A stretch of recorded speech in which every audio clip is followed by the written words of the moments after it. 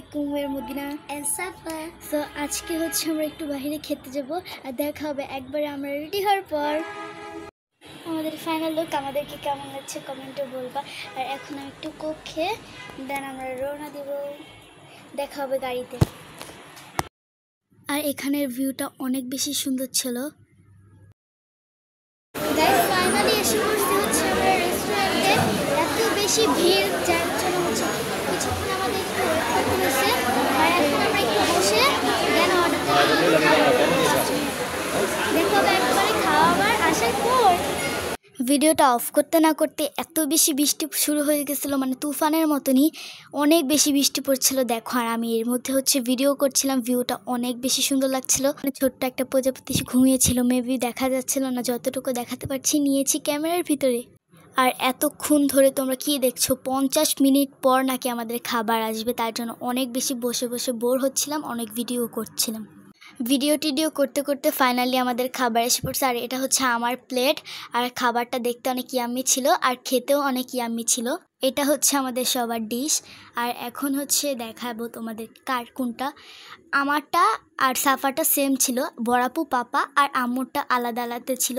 আমার চয়েস আর suffer choice একদম same হয়ে গেছে। এখনও আমরা খাওয়া স্টার্ট করি নাই। এটা হচ্ছে আমার প্লেট, এটা বড়াপুর প্লেট, ওইটা হচ্ছে সাফার প্লেট, আমুর প্লেট আর পাপার প্লেট। আর দেখো সাফাকে ঢং করছি। আর এই জায়গায় আমি কাটলারি অ্যান্ড স্পুন খুলতে ব্যস্ত ছিলাম। দেখো কত বেশি, মানে এত ব্যস্ত যে তার জন্য আমি এখন খাওয়া দাওয়া স্টার্ট করে দিব। সো দেখো আমি ভুলেই গেছি তোমাদেরকে দেখাতে যে আমাকে কি কি দিয়েছে খাবারের ভিতরে। দেখো প্রথমে দিচ্ছে রাইস, তারপর vegetable momo, chilli chicken roll, এগুলোই দিয়েছে আর একটা কোল্ড ড্রিঙ্ক। ওকে, আর দেখো মোমোটা কি ইয়াম্মি ছিল।